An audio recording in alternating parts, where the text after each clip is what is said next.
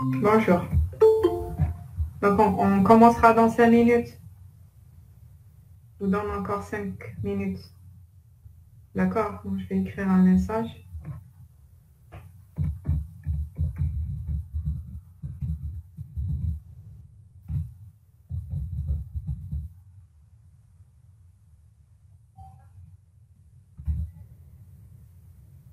D'accord?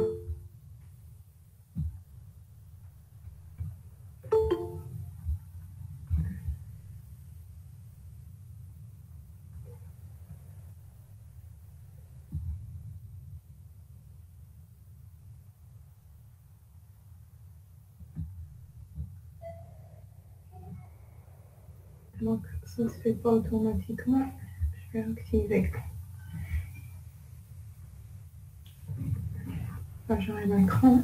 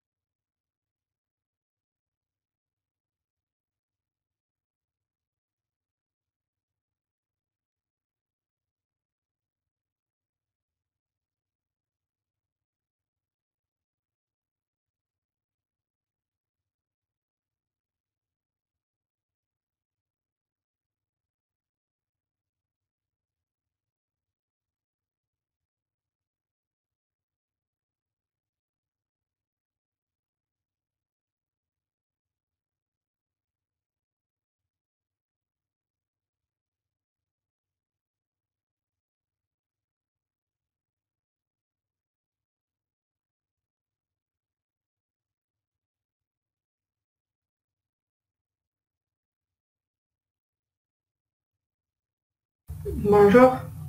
Donc, on peut commencer.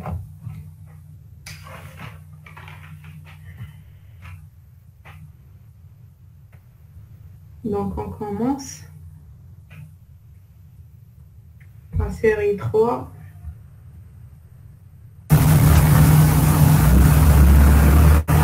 Donc, série 3, c'est le premier exercice, c'est pour l'organisation des données à l'exécution. Donc, on vous donne ici un code sur la partie droite. Essayez de voir la partie droite. Donc, il y a le code. C'est un programme en Fortran. On vous demande, donc le Fortran, on a vu en cours, c'est un langage d'organisation statique. C'est-à-dire la mémoire n'est pas organisée en pile, comme en C ou en algol.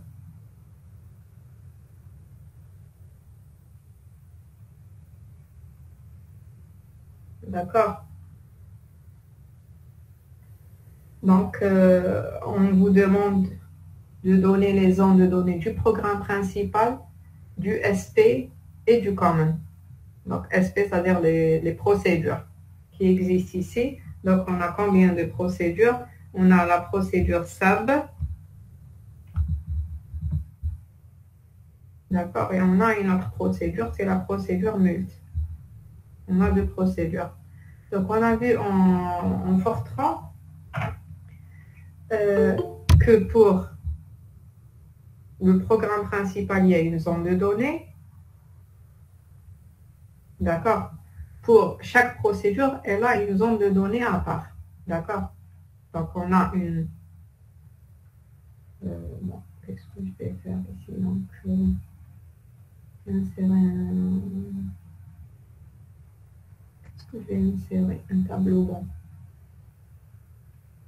Donc, on a une zone de données pour le programme principal et une zone de données pour chaque sous-procédure, sous-programme. D'accord?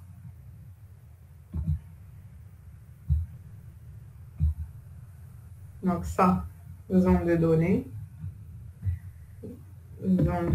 du programme principal.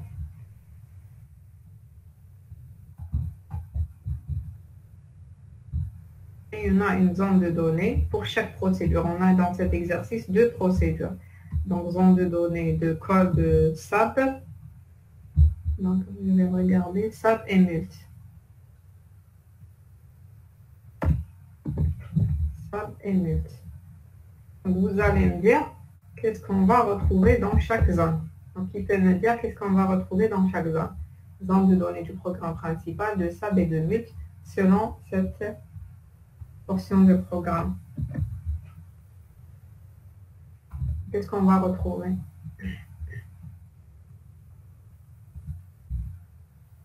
Donc, si je commence par le programme principal, SAP et MULT. Donc, regardez, donc ça, c'est le programme principal. Donc, jusqu'à end, on a une routine SAP.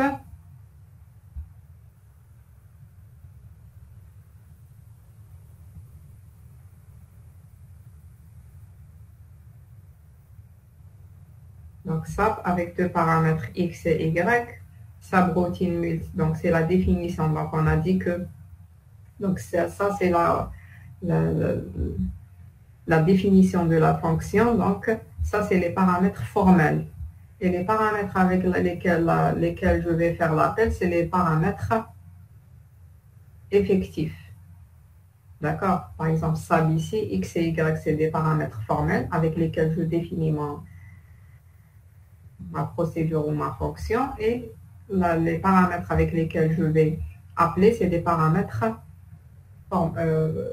paramètres effectifs. Donc, qu'est-ce que je vais mettre dans la zone de données du programme principal?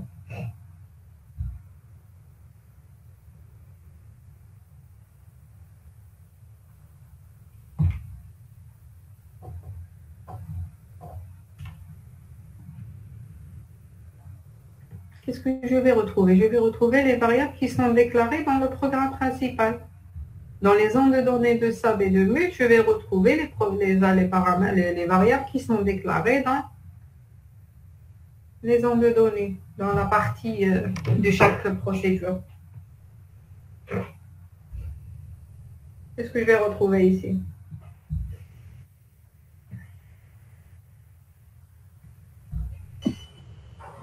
A, B aussi, devant. D'accord.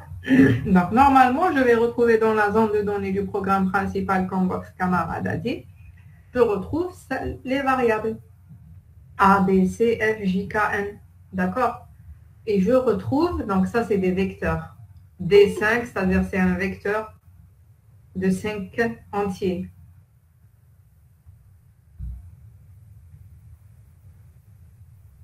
D'accord. Donc ici, c'est un autre vecteur de 3. Donc, mais je ne peux pas faire ça justement directement en Fortran. Pourquoi? Parce qu'en Fortran, il y a des zones communes. On peut définir une zone commune. Donc, puisque je peux définir une zone commune, je dois commencer par la zone commune. Par placer, le compilateur va placer d'abord les variables qui sont dans la partie commune. D'accord? Pourquoi?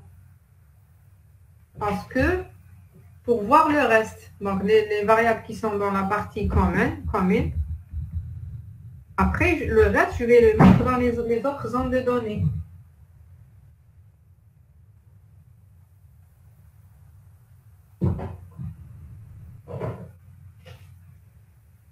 Donc ici, dans cet exercice, il y a combien de zones communes? Donc on a dit en cours que les zones communes sont partagées entre le programme principal et les sous-programmes. Vous remarquez que dans le programme principal, il y a commune 1 entre crochets et commune 2 entre crochets. C'est-à-dire quoi?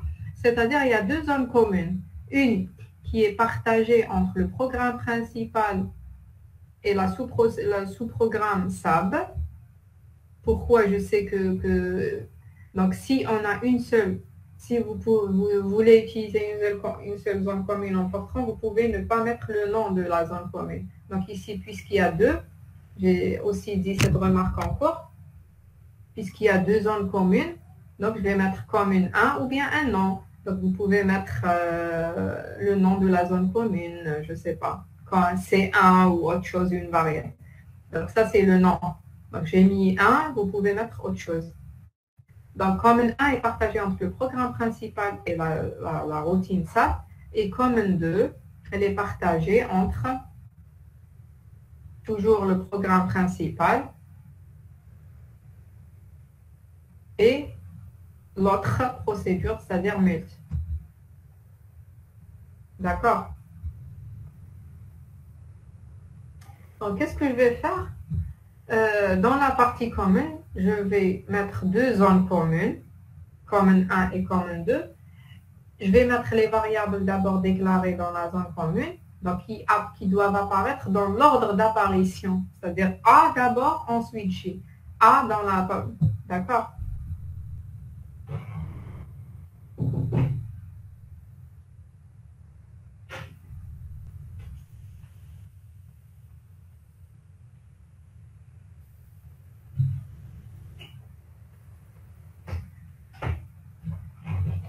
Donc, partie commune ici, commune 1.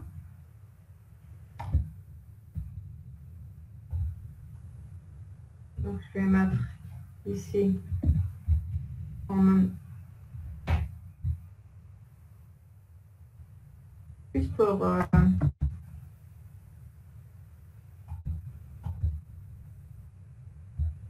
ici, commune 2. Donc, dans la partie commune, la première partie commune, qu'est-ce que je vais retrouver? Je vais retrouver la variable, une zone partie pour la variable A, une autre partie pour la variable J. D'accord? Dans la partie commune 2, je vais retrouver d'abord la variable K, ensuite 1. D'accord? Après, qu'est-ce que je vais faire? Maintenant, je peux mettre les autres variables qui restent dans la zone de données du programme principal. Qu'est-ce qui va rester? Parce que j'ai placé A, J, K, N. Donc, j'ai placé A. Je vais mettre en autre couleur. Par exemple, A. JK1, je les ai mis dans une zone commune. Je ne vais pas les retrouver parce que le but de la zone commune, c'est de gagner de l'espace mémoire. Le fait de les mettre ici, je ne vais pas les remettre ici. Donc, bien sûr, chaque variable a une seule zone mémoire et une seule adresse aussi. Donc, le reste, c'est-à-dire AJKN. Donc, le reste, c'est-à-dire BCF. Donc, je vais retrouver ici B, C et F. Donc, chacune sa case mémoire, d'accord? Chacune. C'est ma common zone de données. Common A, common 2. Oui, c'est une autre zone de données. C'est un autre espace, oui. C'est un espace qui est partagé. Donc, ça, c'est l'espace juste pour le programme principal. Ça, c'est pour chaque procédure. Et la zone commune, c'est une autre partie. Donc, ça peut être une partie qui est successive à la zone du programme principal. L'essentiel, c'est un espace libre de la mémoire centrale. Donc, ça peut être la suite ici. Peu Ça n'a importe. pas les caractéristiques avec les zones autres. Si, les mêmes. Les mêmes caractéristiques. Les fonctions. Non, on ne fait pas avec les mêmes caractéristiques. Donc, l'essentiel, c'est en compilant. Donc, il n'y a pas. Donc, c'est pas le problème. C'est pas la même chose qu'une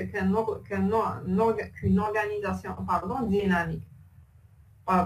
Donc, on va voir dans l'organisation dynamique, lorsque la mémoire est partagée est traitée comme une pile. Donc, il y a la partie là où on pointe la partie dynamique et tout. Donc, ici, c'est simple. C'est une partie statique. Ça aussi, c'est une partie statique. L'essentiel, à la phase compilation ou bien dans la phase de compilation, l'allocation, le plus important, c'est que puisqu'il est dans la partie commune, je lui donne l'adresse de base. L'adresse de A, ça sera quoi? C'est l'adresse de base. C'est ça le plus important. Parce que si vous avez son adresse, peu importe après, vous allez remplacer par son adresse et l'adresse de base de common 1, je vais mettre C1, de common 1 plus 0. Et celui-là, c'est l'adresse de base de common 1 aussi, plus la taille de A, ainsi de suite. D'accord? Donc, j'ai A, donc je vais remplacer dans mon code A par son adresse. Donc, lorsque je veux utiliser A, je vais remplacer par son adresse. Mais A ici, il est défini dans le programme principal. Donc, ce n'est pas A qui est partagé entre le programme principal, si j'ai bien compris le passage de paramètres. Non, A n'est pas partagé entre le programme principal et les procédures. A, c'est une variable qui est définie dans le programme principal et utilisée dans le programme principal. Tandis que, d'accord? Mais l'espace est partagé entre les deux. Ça veut dire quoi? Si je prends la procédure SAB, donc elle utilise aussi common 1, H et I. Ça veut dire où est-ce que je vais mettre H et I?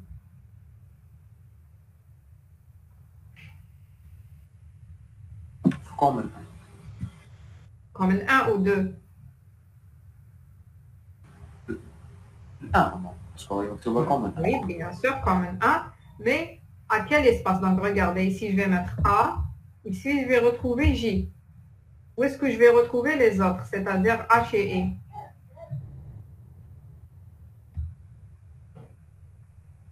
Après G. Les autres, est-ce que vous êtes d'accord? Est-ce que c'est après J? H et I comme ça. Est-ce que je vais retrouver H ici? Après, je vais retrouver I ici. Est-ce que c'est ça le principe de l'instruction quand même?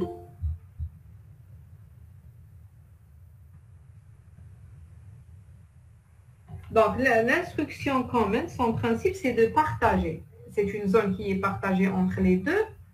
Mais comment elle est partagée? Donc, vous avez A et J, ici H et I. Donc, c'est-à-dire A, le premier partage la même case mémoire que H. Peu importe si ça s'écrase, il faut que l'utilisateur ou le programmeur fait attention à ça. Mais puisque j'ai créé une zone commune AJ et HI, ça veut dire que A va utiliser la même case mémoire que H. Donc ici, on a A ou bien H. Donc c'est-à-dire deux noms. Cette case a deux noms. I. J ou bien I. A partage la même case mémoire que H et J partage la même case mémoire que I. Tandis que équivalence, donc il y a équivalence ici, pour parce qu'on a vu en cours dans le langage Fortran, on a vu deux instructions, l'instruction common et l'instruction équivalence. Donc common permet de partager une case mémoire entre programme principal et une routine et une procédure, bien fonction, et équivalence, donc elle permet de partager entre les variables qui apparaissent ici, qui apparaissent dans l'instruction. Par exemple, G et D2 partagent la même case mémoire. Donc ici, c'est ça la différence entre les deux. Donc ici, common, on a A et J. Donc A et J ne partagent pas la même case mémoire, tandis que J et D2 partagent la même case mémoire. D'accord? Donc pour la deuxième case, donc je vais effacer ça, pour le common 2.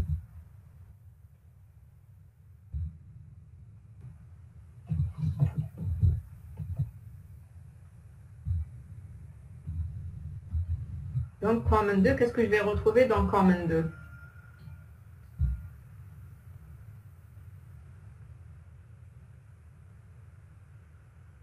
Je vais retrouver K, d'accord? Je vais retrouver la variable K d'abord, ensuite 1, telles qu'elles apparaissent dans le common. C'est-à-dire que K, son adresse, dans la phase allocation, va être remplacée par la zone. Et dans la compilation, je peux savoir la taille exacte de la zone commune. Donc, par exemple, ici, la taille exacte de la zone commune, c'est 2.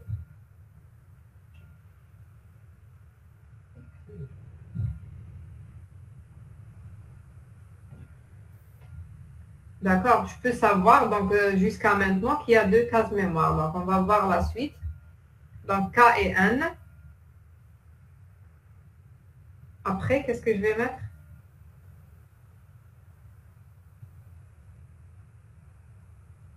MS مع KN نفس M et S. Voilà, je regarde comme 2. On a M et S avec K et N les mêmes cases mémoire. Donc, sinon, si je vais mettre par la suite, c'est-à-dire ici, ça veut dire que je n'ai pas gagné de l'espace mémoire. C'est comme si je l'ai déplacé. J'ai déplacé A et J qui vont être A, G, K, N. A, J, K, N, c'est comme si au lieu de les mettre ici, d'accord. Le but de la zone commune, c'est de gagner de l'espace mémoire. Donc K avec M, donc en même temps M ici, et en même temps, on a S ici. Donc, qu'est-ce qui manque? Qu'est-ce que je vais faire pour D5 et E3 ici? D5, E3. Où est-ce que je vais les mettre? Donc, c'est un tableau de 5 cases et ici, c'est un tableau de 3 cases. Qu'est-ce que je vais mettre? Où est-ce que je vais les placer? La zone تاع programme principal.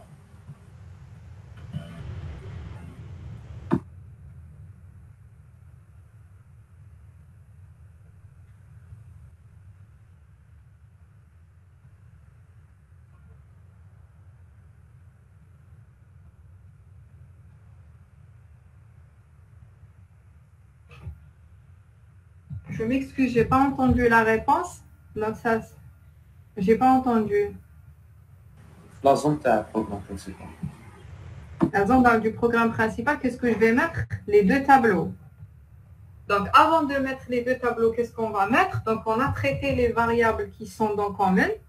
D'accord? Je vais regarder par la suite, avant de placer les autres variables, normalement avant de placer B, C et F, je regarde d'abord les équivalences.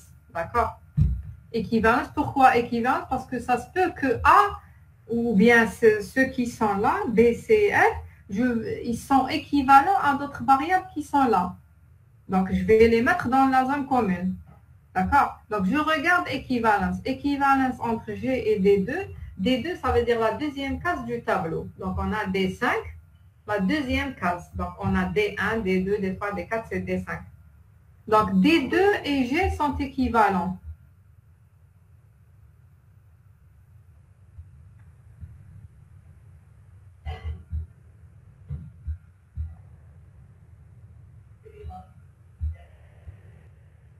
Ça veut dire quoi? Ça veut dire j'ai D2 ici.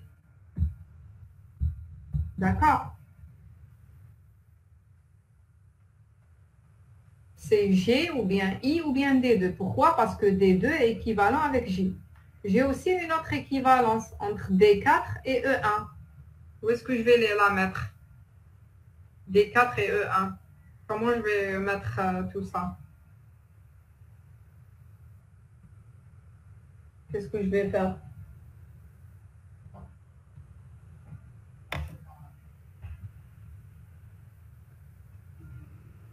Comment je vais faire pour D4 et E1?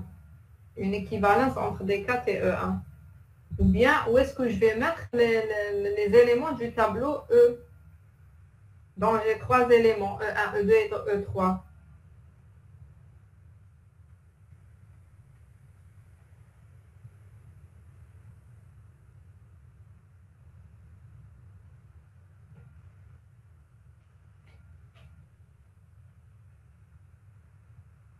Qu'est-ce que je vais faire?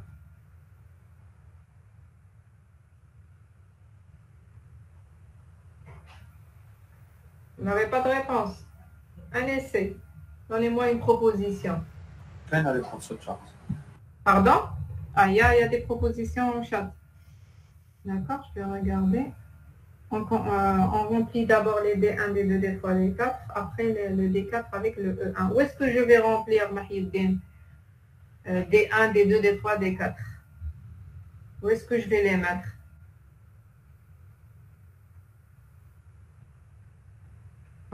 Très bien. Donc, regardez ici parce que d'habitude, les étudiants me disent, puisque je vais mettre E1 ici, les éléments du tableau ici, E1, E2 et 3. Ensuite, je vais faire une équivalence entre D4.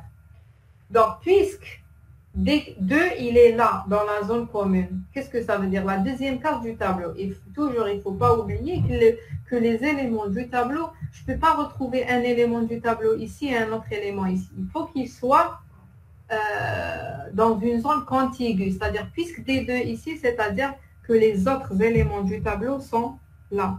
D1,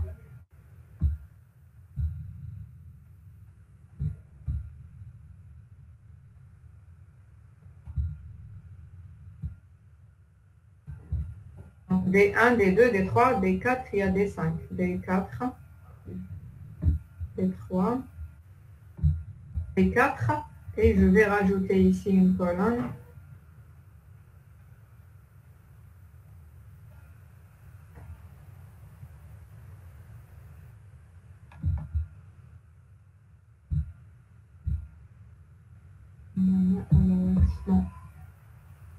D'accord. Donc, puisque D1, on a D2 déjà ici, puisqu'on a eu cette équivalence D2. Donc, forcément, D1, je vais le retrouver ici après D2, D3, D4, D5. Donc, je n'ai pas le choix.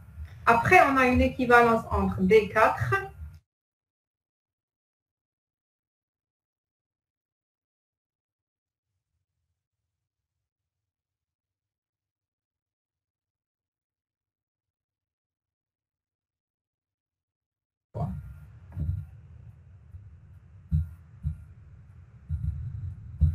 D'accord. Donc, E2 d'abord, après E3. Donc, ça, c'est pour la zone commune 1. Donc, je vais regarder d'abord pour le programme principal. Donc, on a A, B, donc A, J, K, N, ils sont dans la zone commune. Donc, ce qui reste, puisqu'il n'est pas dans la zone commune, B, C, F, je vais les mettre dans la zone de données du programme principal. D'accord? Donc, on a traité les zones communes, on a traité équivalence avant de voir ça. Donc, on a placé tous les éléments du tableau, c'est bon. Donc, pour la zone de données du programme principal, on a placé toutes les variables. Donc, on va y aller à la zone de données de SAB. Madame. Oui. الأو في 3 éléments. تسمى نحطوا الأو ان مع الآخر. لا نزيدو كاس في الكوماند ولا ما نزيدوش. Donc, regardez, E1, je dois le mettre dans D4. D'accord? Donc, il faut rajouter le D3. Je ne l'ai pas rajouté, donc je vais le rajouter tout de suite. Donc, par insérer. Je vais pas rajouter juste donc. Donc, je vais mettre ici E3, c'est tout. Je voulais faire vite. Donc, il y a 3 éléments du tableau E. On va rajouter à la suite, bien sûr. Donc, ça, c'est E1, E2, E3. Donc, pour le SAP, je disais, donc on va toujours regarder, c'est le même principe. Le compilateur va accorder, c'est-à-dire placer, va accorder des adresses à H et I. D'accord, ils sont dans la zone commune, donc ils sont là, H et X. Ça veut dire quoi? Ça veut dire l'adresse de base de commune 1. Donc H, c'est l'adresse de base de commune 1 plus 0. I, c'est l'adresse de base plus la taille de H. L'adresse de base de commune plus la taille de H, ainsi de suite. Donc, équivalence, je vais traiter d'abord équivalence pour voir les autres variables. Donc, on a une équivalence, entre P3 et J. On a une équivalence entre P3 et J. Où est-ce que je vais placer les variables?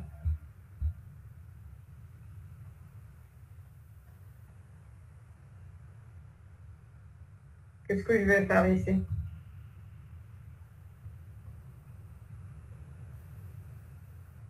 Donc, dans la zone commune, on n'a que H et I. Ils sont là, H et I. C'est des variables, si c'est vrai, ils sont dans la zone commune, mais c'est des variables de la procédure. Ça. Après, on a une équivalence entre B3 et J et on a une équivalence entre L1 et B. Est-ce qu'on a une équivalence entre une variable qui est dans la zone commune? Non. Il n'y a pas une équivalence entre H et I avec ces variables-là. Donc, où est-ce que je vais placer les variables? H et I sont dans la zone commune. Il reste B5, L3 et J. Où est-ce que je vais les placer? La zone de procédure. Voilà. Et je vais les mettre ici. Donc, je vais mettre un tableau pour que ce soit clair. Dans la zone ici, au lieu de mettre ça. Donc, je vais commencer du plus bas, par exemple. D'accord. Donc, je vais mettre d'abord, donc on a, qu'est-ce qu'on a? On a B5, donc je vais mettre B1. Donc, je vais mettre donc B1. Jusqu'à, on a combien? B5, oui.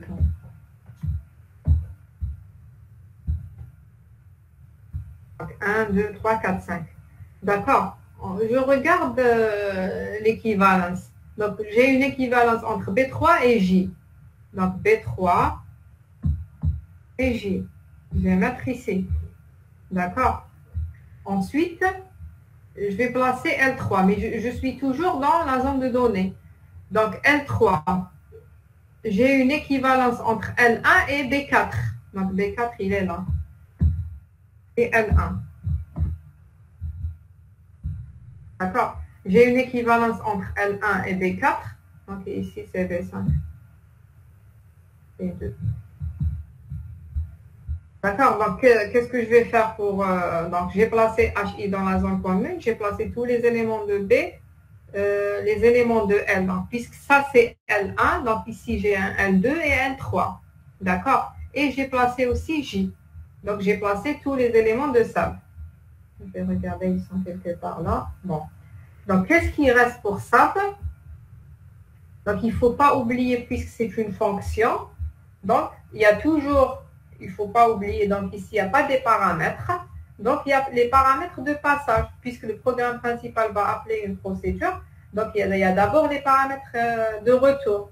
Donc, paramètres implicites et paramètres effectifs. Donc, toujours, il y a les variables qui sont déclarées dans la procédure. Après, il y a les paramètres implicites. C'est quoi les paramètres implicites? C'est les paramètres de passage. Donc, et c'est les paramètres aussi de retour. Donc, on ne va pas expliquer, citer tous les paramètres parce qu'il y a l'adresse de retour. Donc, si je vais appeler ça, c'est-à-dire il y a l'adresse de retour ici au programme principal. Il y a l'adresse de la zone de données. de ce programme, du programme principal. Donc, il y a plusieurs paramètres. Donc, c'est ce que je vais retrouver dans la zone de données de SAP. Je vais retrouver B1, B2, B3 jusqu'à B5.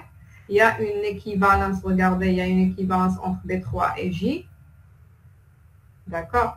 Il y a une équivalence entre L1 et B4. L1 et B4. Donc, tous les éléments de L1 sont successifs ici.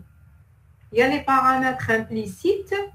C'est les paramètres de passage et paramètres de retour.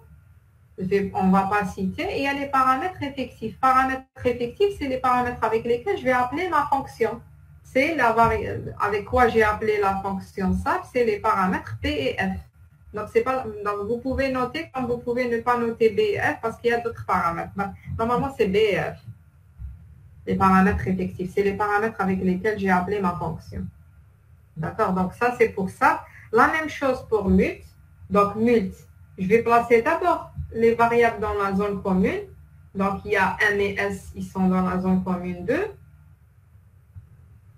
D'accord? Qu'est-ce qui va rester ici? Il va rester le tableau T2.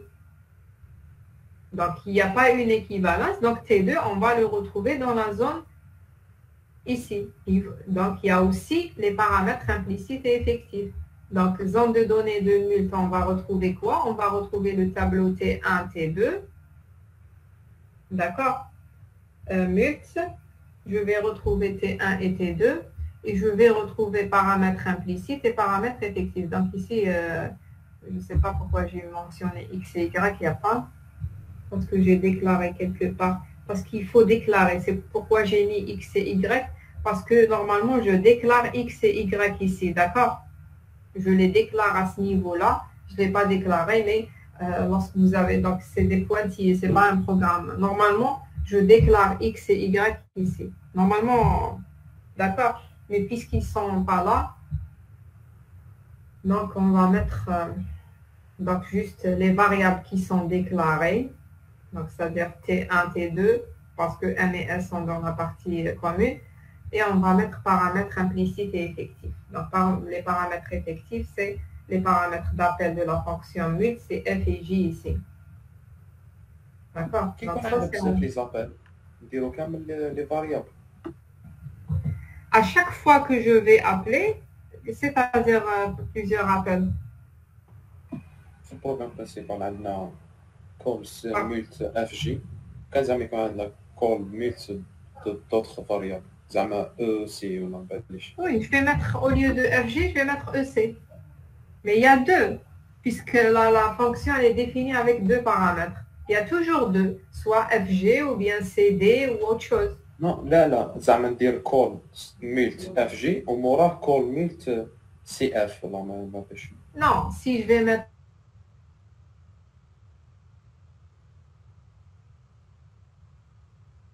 ça, autre chose par exemple. Donc dans ce cas-là, il y a toujours deux espaces, soit pour FG ou bien pour CD. La première fois, lorsque je vais faire appel, je vais faire avec les valeurs de F et J et l'espace FG. Et la deuxième fois, c'est avec, parce que FG ici, c'est quoi? C'est pas un espace qui est réservé pour F et J. Parce que F et J, elles ont leur espace dans le programme principal. Regardez, F et J, bon, il est dans la zone commune. D'accord? C'est les variables du programme principal. Donc ici, c'est les paramètres de passage. Ici. L'essentiel. Les arguments. Voilà. L'essentiel. Je sais que. Les spéciales FJ. Non, oui. Il y a les valeurs ici de F et J. C'est des paramètres, oui. C'est des paramètres. Donc l'essentiel, il y a deux cases mémoire. F et J. Donc une autre fois, lorsque je vais faire un autre appel, c'est toujours deux cases. L'essentiel pour moi, c'est le nombre de cases. Parce que le plus important ici, c'est quoi? C'est que est-ce que c'est une organisation statique ou bien dynamique? Donc combien? Parce que le plus important, c'est que notre compilateur doit demander au système d'exploitation un nombre de cases mémoire bien spécifique. Donc combien de cases mémoire il va demander? Dans le cas statique, c'est bon, il peut demander la totalité. Donc je peux connaître le nombre de cases mémoire à allouer. Dans le cas dynamique, je ne peux pas connaître. Donc, il va me donner un espace dynamique, c'est-à-dire, bon, il va me donner un espace statique, je peux connaître sa taille, et à l'exécution, je vais utiliser un espace qui est dynamique. Donc, si votre système d'exploitation pourra, lors de l'exécution, pourra vous affecter l'espace nécessaire, c'est bon, votre programme continuera son exécution. Sinon, il va s'arrêter. D'accord? Donc, par exemple, si vous avez, je ne sais pas si j'ai parlé des fonctions itératives. Par exemple, pour la fonction factorielle. Donc, factorielle, elle appelle. Donc, factorielle, lorsque vous allez écrire la fonction factorielle, elle appelle elle-même. D'accord? Factorielle, elle peut appeler factorielle plusieurs fois. Donc, si le nombre d'appels va dépasser l'espace réservé dans l'espace nécessaire, donc le programme va s'arrêter. D'accord? Si vous prenez un PC qui n'est pas performant et vous allez utiliser factoriel quelque chose, factoriel un très grand nombre, le programme va s'arrêter. Pourquoi? Parce que la partie dynamique, parce que c'est dans la partie dynamique que factoriel va appeler factoriel. D'accord? On va voir en C. Je vais réexpliquer ça en C. Donc, parce qu'ici, le langage Fortran ne permet pas comment dirais-je cette notion-là. C'est pas itération, mais c'est comment appelle-t-on ça? Pardon?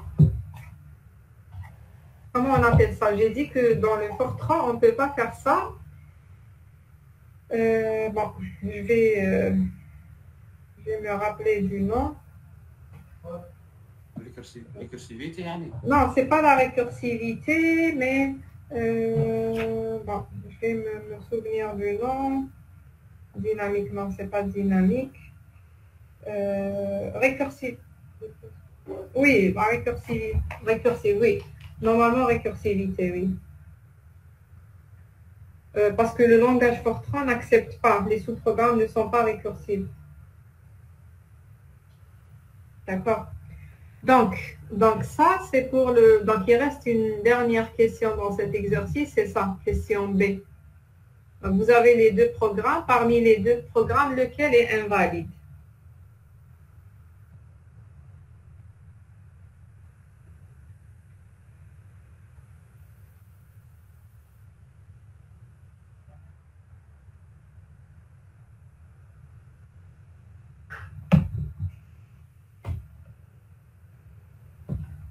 Donc, vous avez le programme 1, programme 2, lequel des deux programmes est invalide?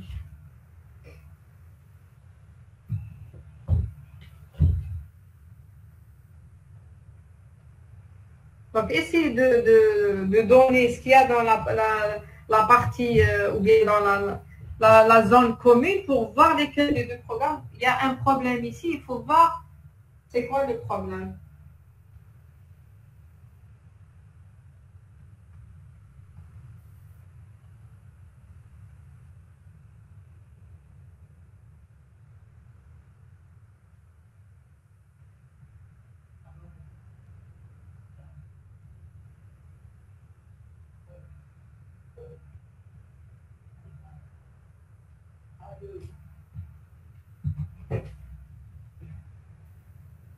Alors, vous avez programme 1, programme 2, lequel il est invalide. Donc, si je prends le common ici, qu'est-ce qu'on va retrouver dans la zone commune?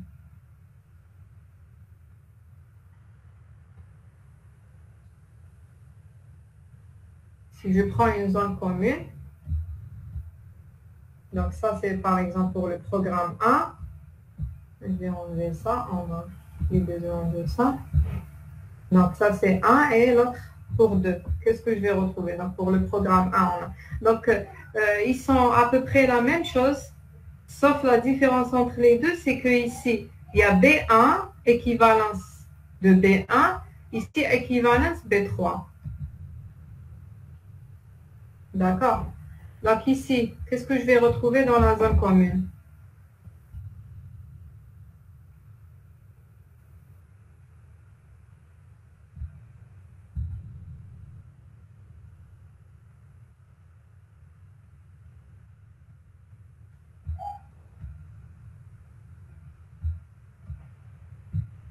qu'est-ce que je vais retrouver ici?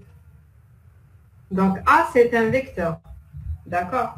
C'est un vecteur, donc dimension, c'est pour dire que A, c'est un vecteur de 4. Donc, je peux faire une déclaration implicite. D'accord?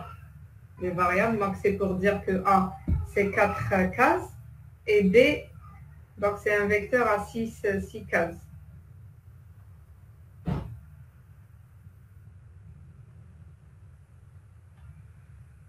Qu'est-ce que je vais retrouver dans la zone commune? Dans le programme 1 ou programme 2, on a des common A, common A. Oui. Donc j'ai une seule variable. Regardez, ici on a common A, J. Et ici on a common H, I. D'accord? Je peux retrouver ici 3 par exemple. Je peux retrouver 3. Vous pouvez ne pas retrouver le même nombre. Donc ici on a juste une seule variable, A. Ça veut dire A, c'est-à-dire c'est le vecteur.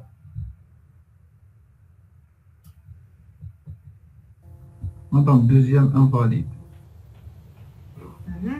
Le deuxième. Oui, puisque premier vecteur mène à 1 à 4. Oui.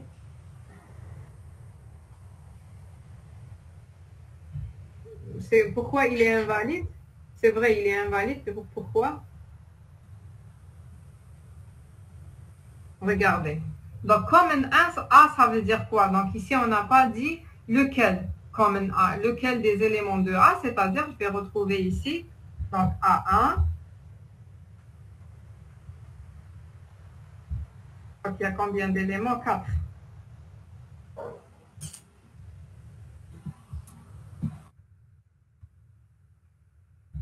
Donc, ici, 4.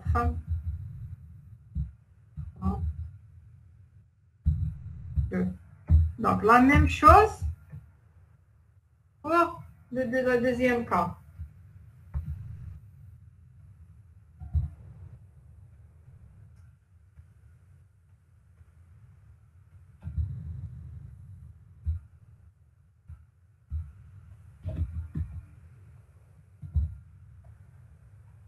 Même pour le deuxième programme, on a common A. C'est-à-dire le tableau, il est dans la zone commune.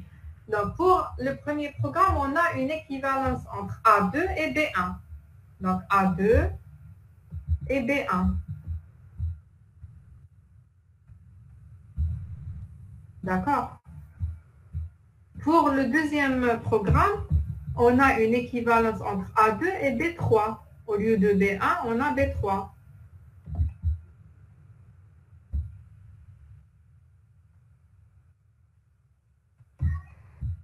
D'accord? Donc, je dois mettre les autres variables qui restent. Donc, qu'est-ce qu'il y a? Madame, Oui, donc on va mettre le B2 avec A1, c'est ça? oui, oui, c'est ça. Et on va pas trouver l'espace pour le Très bien, B1. c'est ça le problème. Donc, ça veut dire que le compilateur va donner, donc il sait que l'adresse de base de A, c'est l'adresse de base plus 0. Et ainsi de suite. Vous connaissez le mécanisme d'adresse pour un tableau. Donc, il va donner pour B3 la même adresse de base que A2, mais il ne peut pas donner l'adresse de base moins quelque chose parce que il y a un débordement ici. Parce que lorsque le système vous donne un espace libre, à partir de là, à partir de ce début-là, vous ne pouvez pas mettre quelque chose ici. Parce que je ne peux pas contrôler, je ne peux pas savoir est-ce qu'il est libre ou pas. D'accord? L'adresse de base commence par là. Donc, c'est-à-dire il y a un débordement d'adresse. Donc, ici, donc ce programme ne peut pas fonctionner correctement. Donc, il y a un débordement. Donc, si l'utilisateur ou bien le programmeur écrit ça, donc le programme ne peut pas fonctionner. Pourquoi? Parce que B3, donc B2, je ne peux pas mettre B1 quelque part ici parce que l'adresse de base va commencer à partir de cette adresse-là. Parce que comme A, la zone commune va commencer avec le premier élément du tableau A. Tandis qu'ici, je peux placer les éléments. Donc B1, B2, B3, B4, B5, B6, ça ne va pas poser un problème. D'accord? Donc, bon, A1, A2, A3, A4 dans les deux programmes. Après, donc je peux placer, donc il y a une équivalence ici, je peux placer tous les éléments de B. Donc ici, il y aura un B1 ici, je ne peux pas le placer. Je ne peux pas placer B1 ici, donc il y aura un débordement, donc ce programme n'est pas valide. D'accord? Donc, je vais passer rapidement à l'exercice 2. Donc, pour l'exercice 2, je n'ai pas donné dans la série un exercice pour le langage Algol parce qu'on a vu un exemple en cours, exemple détaillé avec tête de pile. Pour Algol, mémoire doit être traitée comme une pile. Donc, on a un display, c'est-à-dire l'adresse des ondes de données auxquelles je peux accéder. D'accord? Essayez de revoir l'exemple qu'on a vu en cours. Et la tête de pile qui va pointer sur la partie dynamique. Donc, qu'est-ce que j'ai donné ici? J'ai donné le programme C.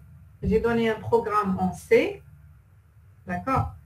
Et vous allez me dire, vous allez donner l'état de la mémoire. Donc, programme C, vous savez que la mémoire est traitée comme une pile. Je peux traiter comme une pile. C'est-à-dire que je peux empiler, lorsque je vais appeler une procédure, par exemple, ou bien une fonction, je vais empiler les variables utilisées. À la sortie, je vais dépiler. D'accord? Donc, vous avez ce programme-là. Vous avez le programme int main. D'accord? Vous avez une fonction, donc ici j'ai mis f et j pour ne pas réécrire, f/j, donc parce qu'ils sont déclarés de la même manière, donc vous pouvez écrire deux fois, donc f, s, bon, normalement, plus correctement c'est ça, je le définis deux fois. Donc on a soit donc f seulement et j seulement. Donc, c'est la même chose, juste pour vous montrer quelque chose dans le programme. Donc, f qui utilise s comme paramètre. Ici, vous pouvez changer le paramètre si vous voulez. Sinon, le paramètre s, printf, la valeur est s. La même chose ici. Donc, c'est la fonction f, c'est la fonction j. D'accord? Donc, à chaque exécution ici, on va dire qu'est-ce qui va y arriver en mémoire. Donc, ce n'est pas la même chose que le langage qu'on a vu tout à l'heure, Fortran. Donc, dans le langage Fortran, vous avez par exemple, vous avez ces zones de données. La zone de données du programme principal, de la procédure, des zones communes. Donc, dès l'exécution jusqu'à la fin, on a toutes ces zones de données qui sont en mémoire. D'accord? Qui sont réservées en mémoire. Tandis que pour l'organisation dynamique, je peux empiler, dépiler, d'accord? L'état de la mémoire change d'une exécution, d'une instruction à une autre. On va voir qu'est-ce qui va changer. Donc, qu'est-ce qu'on a dit pour le langage C? On a dit que il y a 4 parties. La mémoire est décomposée, bien est composée de 4 parties essentielles pour le langage C, d'accord? Donc, on a une partie là où on va mettre le code.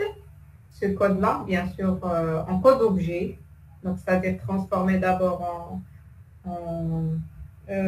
soit en code intermédiaire, soit code postfixé, code complet arrostré. Donc, le code intermédiaire qui est transformé par la suite, c'est le principe du dernier cours, comment transformer le code intermédiaire en code objet. Donc, on va trouver ici le code objet. Donc, ça, vous savez le transformer en code intermédiaire et qui va être transformé en code objet. Donc, on va retrouver ici le code objet de notre programme.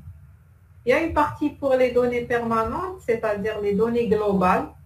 Données permanentes, qu'est-ce que vous allez retrouver dans cette partie? Vous allez retrouver les variables qui sont déclarées en dehors de toute fonction. C'est-à-dire les variables qui sont déclarées en dehors des procédures et en dehors de main, de toutes les fonctions, même main. D'accord? On les appelle variables globales. Et il y a aussi dans les données permanentes les variables qui sont précédées par statique. D'accord? Dans la partie, il y a deux autres parties, pile et tas. Donc, dans la pile, qu'est-ce qu'on va retrouver? On va retrouver lorsque les appels à la fonction. Si je vais appeler une fonction, je vais empiler la fonction appelée. À la sortie de la fonction, je vais dépiler une partie pour chaque fonction. Qu'est-ce que je vais retrouver dans cette partie? Je vais retrouver les variables déclarées. Par exemple, ici, pour la fonction f, il y a la variable s. Je vais retrouver les variables déclarées dans cette fonction et aussi les paramètres de retour et les valeurs retournées. D'accord? Par exemple, ici, pour main, la valeur retournée, je vais retrouver la valeur retournée. Et pour la fonction ici, je vais retourner la valeur, bon, il n'y a pas une valeur retournée ici, d'accord. Pour le tas, qu'est-ce que je vais retrouver? Je vais retrouver les variables dynamiques. Lorsque je vais déclarer une variable dynamique, je vais la retrouver dans le tas.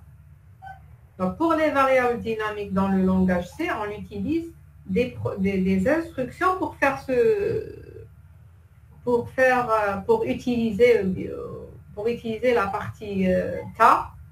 Je vais utiliser quelques instructions, par exemple malloc, il y a alloc, realloc, d'accord? Donc, je vais commencer par, bon, on va mettre ici dans le code, on va mettre ce code-là dans mon code objet. Qu'est-ce que je vais mettre dans les données permanentes, dans la partie données permanentes? Est-ce qu'il y a des variables qui sont définies en dehors de toute procédure, bien de toute fonction?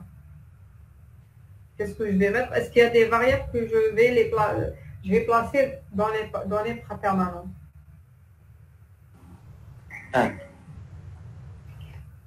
Donc, très bien. Donc, on a n qui est déclaré en dehors de main et déclaré en dehors.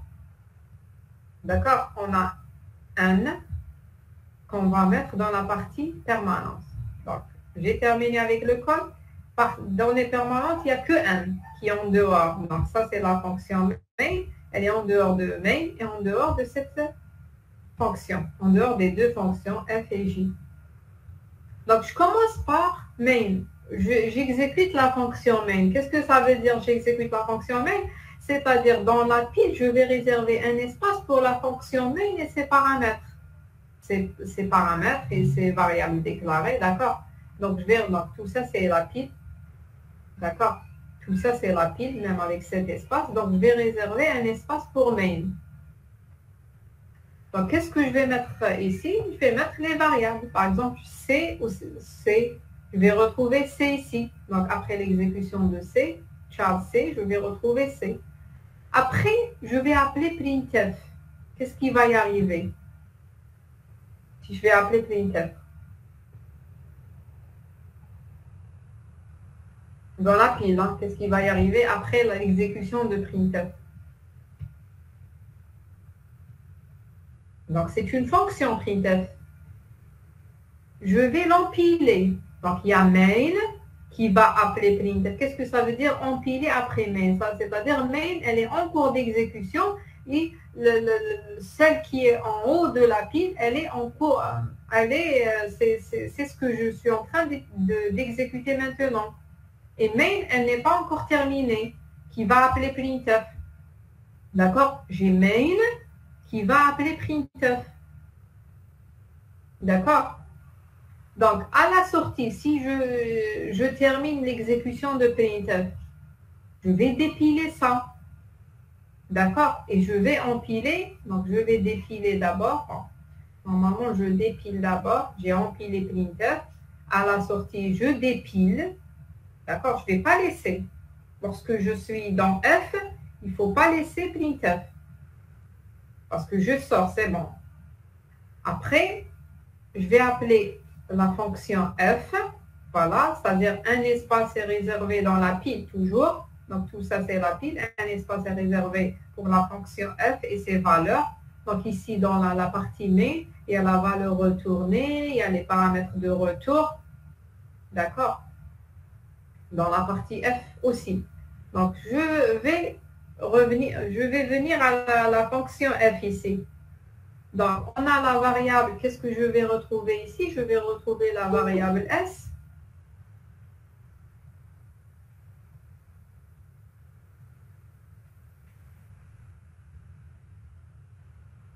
Je vais retrouver ici, lorsque je vais appeler F, je viens ici, je vais retrouver la variable S. Char S. Je vais retrouver aussi la variable, donc je vais retrouver aussi C. Pourquoi je retrouve C? C'est parce que c'est un paramètre avec lequel j'ai appelé la fonction F. C'est pour ça que je retrouve S, je retrouve C. D'accord? C'est un paramètre effectif avec lequel j'ai appelé ma fonction. Après, qu'est-ce que je vais retrouver après? C'est quoi l'étape suivante qui peut me dire?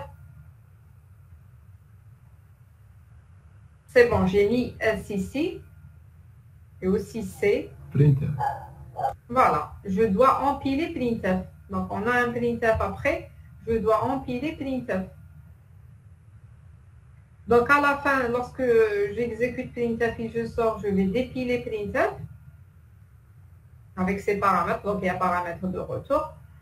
Donc, je vais dépiler printf et lorsque je termine printf, c'est la fin aussi de ma fonction f.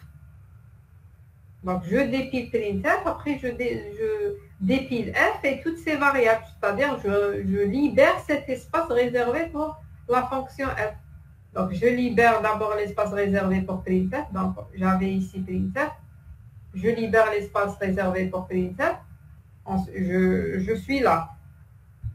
Après, je libère l'espace réservé pour f. Je reviens à main.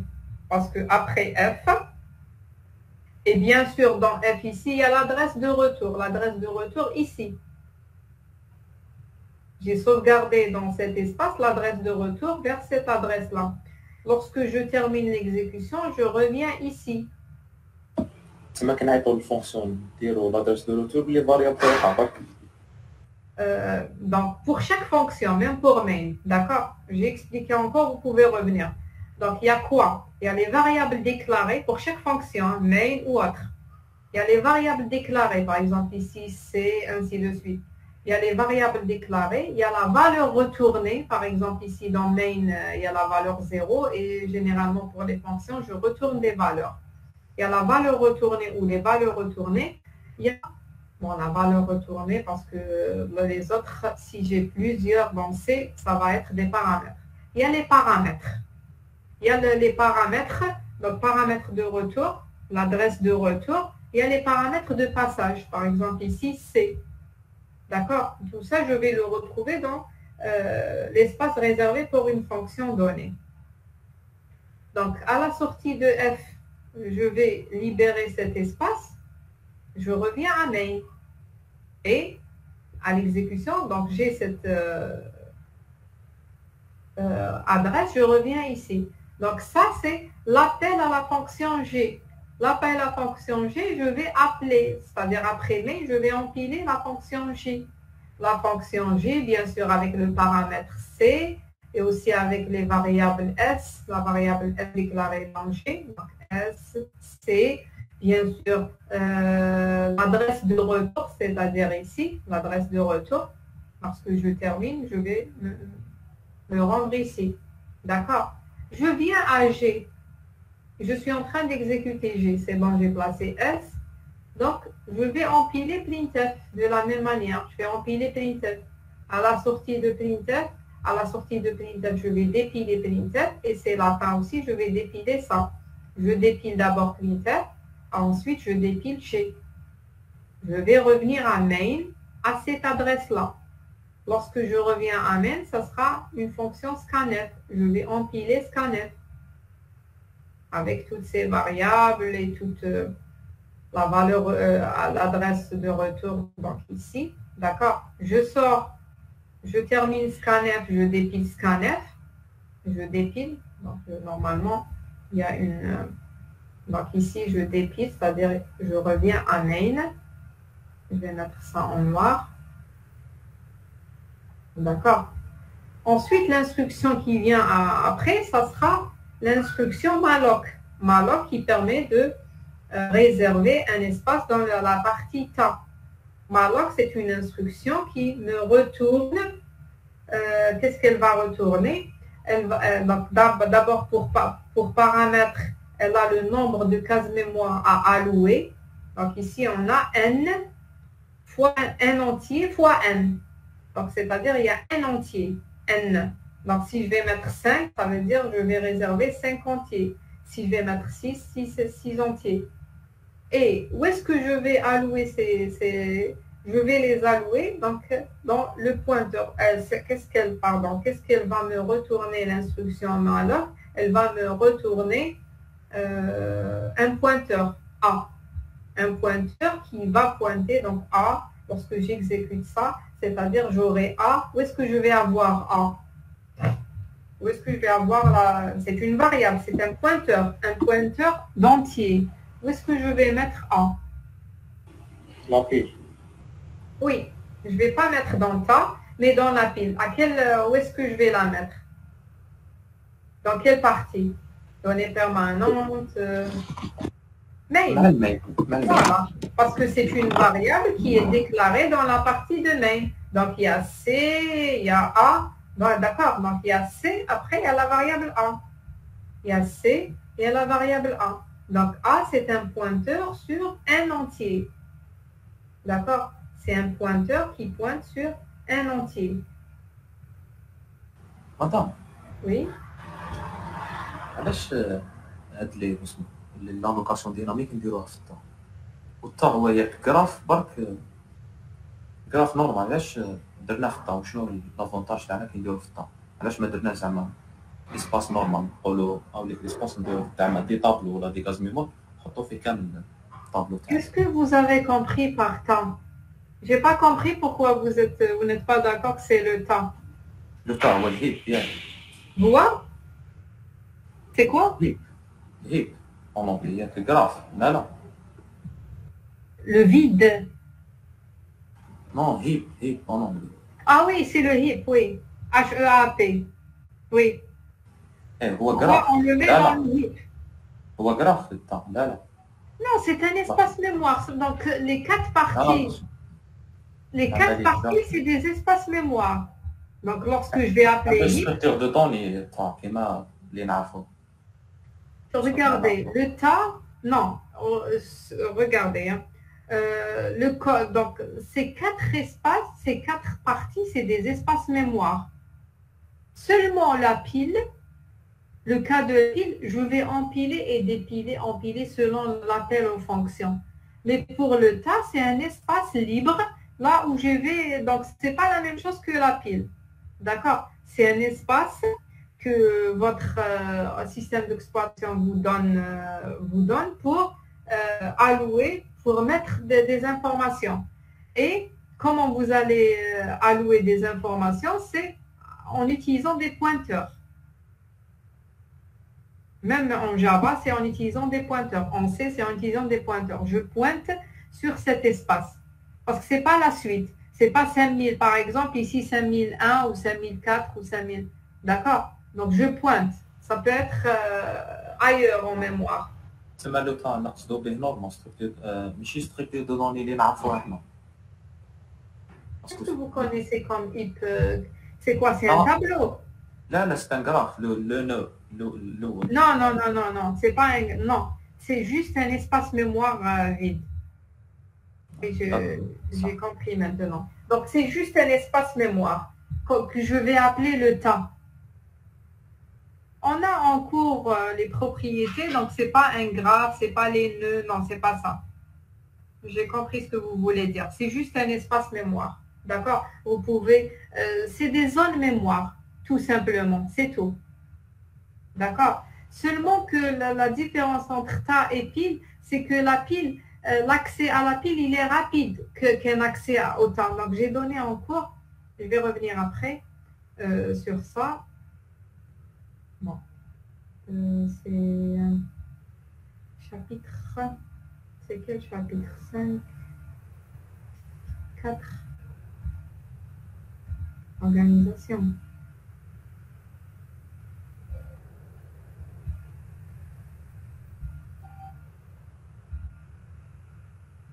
Donc, le heap, c'est pour créer dynamiquement les données. Donc, quand est-ce que je vais mettre dans le tas lorsque je ne connais pas la taille, n'est pas connue à la compilation, par exemple les tableaux. Tandis que pour la pile, c'est un espace mémoire, c'est tout.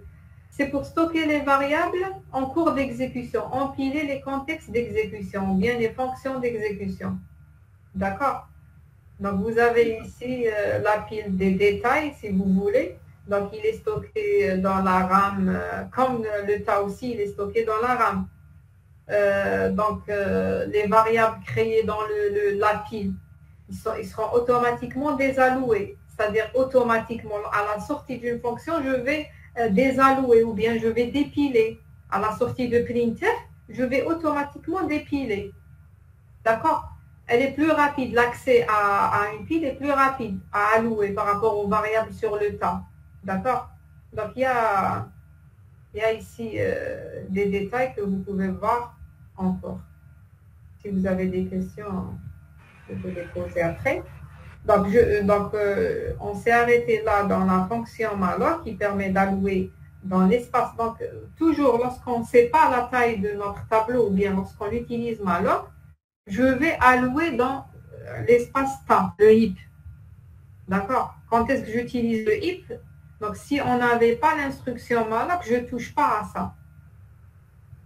Donc, on utilise l'instruction malloc, il y a realloc, il y a calloc, je crois, qui permettent, donc j'ai utilisé seulement cette instruction, donc il y a quelques différences, donc nombre de paramètres et tout, il y a des petites différences avec les autres instructions. Donc, malloc, elle nous retourne un pointeur qui pointe sur le nombre d'octets ici. Nombre d'octets, c'est n. N entier, c'est-à-dire n fois 4. Ensuite, je vais exécuter ma fonction for. Après, je vais appeler une fonction free. Donc, free a qui permet de libérer l'espace réservé. Donc, toujours lorsque en C ou bien en Java, lorsque vous utilisez, en Java, en C, lorsque vous allouez un espace, il ne faut pas oublier de le libérer. Sinon, même à la sortie de ce programme-là, cet espace est perdu. D'accord? Vous ne pouvez pas l'utiliser. C'est-à-dire le système d'exploitation ne pourra pas allouer par la suite. Il faut libérer l'espace. Il ne faut pas oublier de libérer l'espace réservé, parce qu'ici, vous réservez un espace. Donc, je vais appeler la fonction free qui permet de libérer l'espace. Donc, c'est-à-dire que je vais réserver dans la pile un espace après le main. Je suis toujours dans la fonction main. Je vais appeler la fonction free. Donc, la fonction free avec A. Donc, A, c'est le pointeur. Je vais retrouver ici A.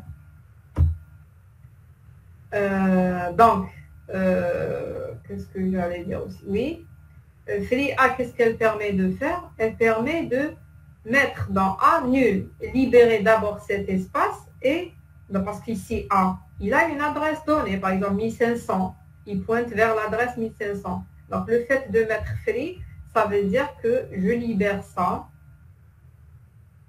D'accord? Je libère cet espace. Donc à la sortie de free, donc à la sortie de free, bien sûr, je libère cet espace, et à la sortie, quand je termine l'exécution de free, j'aurai plus cet espace-là réservé pour je libère cet espace réservé pour la fonction free. D'accord? Après le return 0, je libère l'espace, c'est-à-dire c'est la fin de l'instruction ou bien de la fonction main.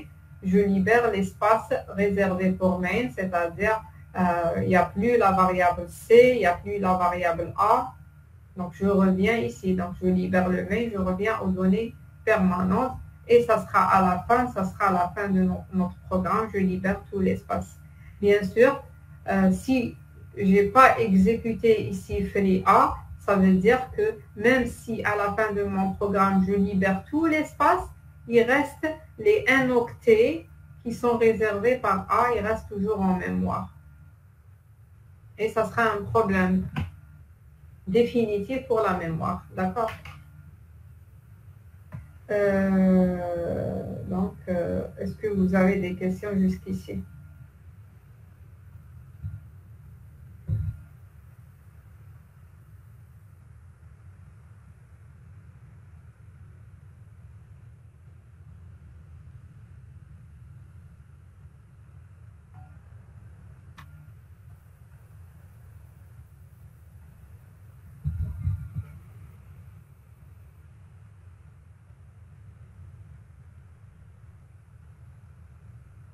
Non, vous n'avez pas de questions. C'est clair, l'organisation. Donc, pour le langage C, on appelle ça, parce que j'ai parlé de différents types d'organisation. Il y a une organisation statique, c'est l'exemple de l'exercice 1, langage Fortran. Il y a des versions du langage Fortran, d'accord? Attention, donc le langage Fortran ici, c'est le Fortran 95. Parce qu'il y a des éditions après du langage Fortran, ou bien des versions là où ça permet l'organisation dynamique après. D'accord? Donc ici, on a étudié c'est pour voir le cas statique, c'est-à-dire ça ne permet pas les données dynamiques. Donc, le langage statique, il y a des langages statiques, par exemple le HTML. Dès le départ de mon programme, je peux connaître l'espace exact nécessaire pour exécuter mon programme. Donc, c'est quoi? C'est je vais additionner les zones de données, l'espace nécessaire pour la zone de données du programme principal, pour les procédures, pour les zones communes. Je peux savoir exactement le nombre de cases mémoire nécessaires. Deuxième exercice, on a vu le langage C. Donc, le langage C, donc on a 4 parties essentielles, là où je vais mettre le code, les données permanentes. La pile, c'est pour les fonctions, l'appel de fonction, j'empile et je dépile. Donc, ce que je voulais dire ici, c'est ça, c'est que pour le langage C, je peux appeler, c'est une organisation dynamique, et automatique aussi. Automatique parce qu'à la sortie d'une fonction, je libère l'espace. D'accord? Tandis que pour le langage Algol, c'est un langage dynamique qu'on a vu en cours, là où il y a le display, tête de pile, la mémoire est aussi traitée comme une pile. Donc toujours lorsque c'est dynamique, je traite la mémoire en pile. Tête de pile, d'accord? En pile, c'est-à-dire j'empile et je dépile. Donc, c'est une organisation dynamique. Donc, ici, c'est une organisation pour C, c'est une organisation automatique. D'accord? Je ne sais pas, est-ce que vous avez des questions? Ou pas? Donc, sinon, je vais m'arrêter là. Je ne vais pas faire l'exercice 3 parce qu'on n'aura pas le temps de terminer.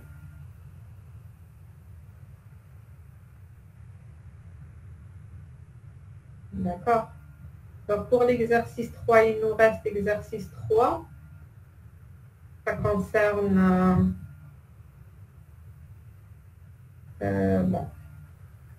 Bon, je crois que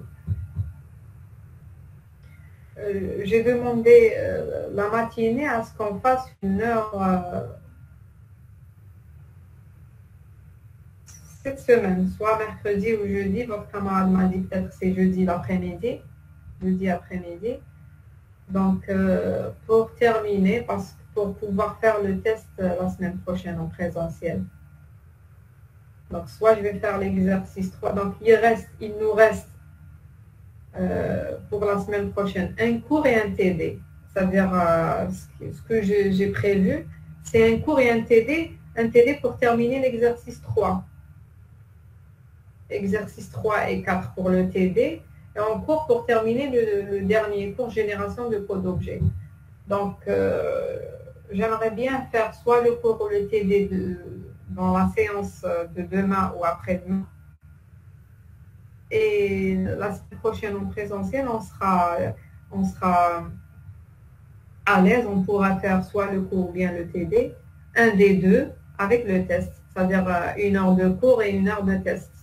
Je vais vous donner un petit exercice qui va noter comme un contrôle. Oui. Oui. Bon, pour vous faciliter, ce sera ce qu'on a fait en TD.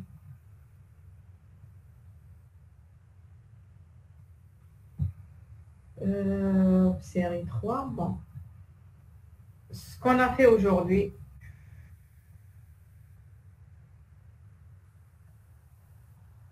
Oui, ce qu'on a fait aujourd'hui, parce qu'on va faire une séance de rattrapage demain ou après-demain, donc je vais pas, mais ça sera quelque chose de facile. D'accord. Donc si vous voulez, ça va inclure les 2 premiers chapitres, si vous voulez. Donc ça, d'accord. Donc pour la séance de rattrapage, quand est-ce qu'on fera la séance de rattrapage? Vous serez libre jeudi.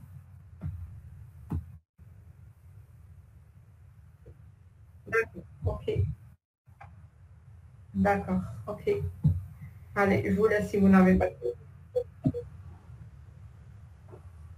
Oui, donc chaque sous-groupe a 2 heures. D'accord. 1 heure de cours et l'autre 1 heure, ça sera un petit exercice. Madame, les 2 premiers chapitres, maintenant, sémantique ou génération des codes intermédiaires. Bon, je vais vous donner un exercice peut-être ou deux exercices. Bon, soit, je n'ai pas encore prévu, soit je vais vous donner un exercice ou bien 2 questions. Donc, ça va être sur un seul chapitre. Je ne sais pas lequel des 3 chapitres de tout ce qu'on a fait en TD. Essayez de revoir, ça va être une révision pour l'examen, puisque vous n'avez pas de TP, vous n'avez pas de projet. D'accord? Elle n'est pas concernée, elle n'est pas concernée. Les 2 premières séries, d'accord. Ça va être un exercice ou 2 exercices, 2 petits exercices. D'accord? Allez, je vous laisse. Merci. Merci, madame.